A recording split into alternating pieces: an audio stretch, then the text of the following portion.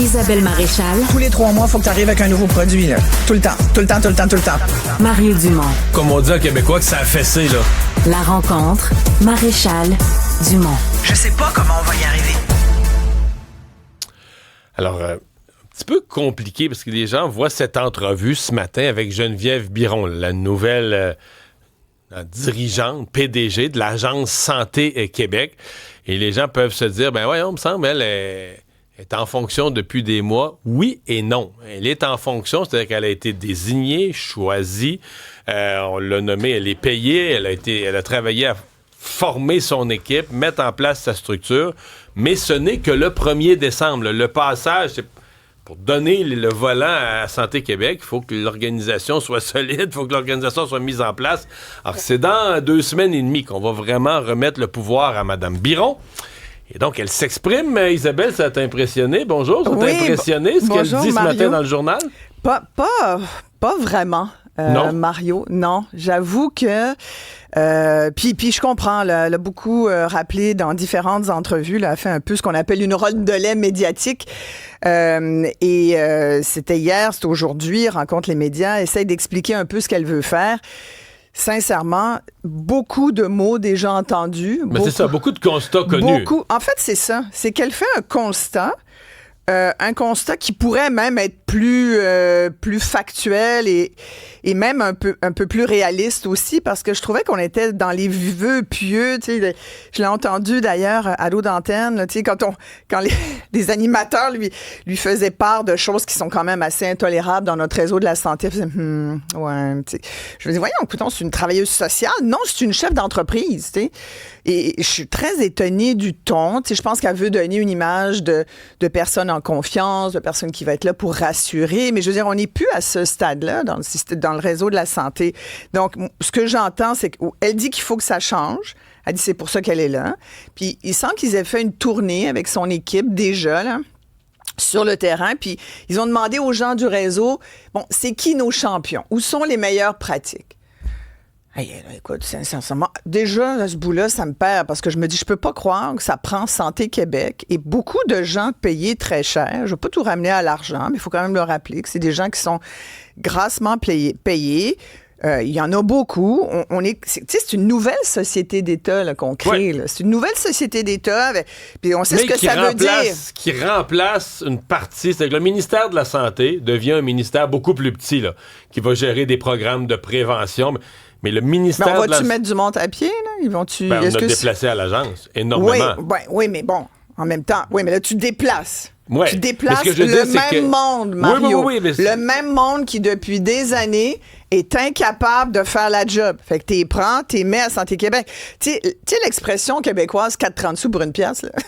Là, c'est comme 4,30 sous pour une pièce, mais ça nous coûte 2 piastres. Fait que je t'entends puis je te comprends. Je t'entends, je te comprends, je me fais l'avocat du diable. L'hypothèse, c'est que là, un ministère s'était embourbé dans toutes sortes de considérations, que là, l'agence va être gérée comme une business, puis des lignes de commandement, donc que les mêmes employés placés dans une structure plus opérationnelle vont faire mieux.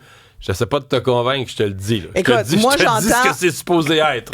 Mais je te comprends, puis oui, effectivement, mais... Puis on l'espère, moi, j'ai malgré juste, tout, mais... Comme contribuable, citoyenne, qui utilise comme bien du monde le système de santé, puis je me sens pas mal, on paye pour, là. Mais je me dis, qu'est-ce que ça va changer dans nos vies? Puis là, elle a pas été... moi, ce que je vois, ce que j'entends d'elle, ce que je lis, ça me convainc pas du tout. T'sais. 188 salles de chirurgie fermées, elle trouve ça épouvantable. On est toutes d'accord, Mme Biron, ça n'a pas de bon sens. Comment on change ça?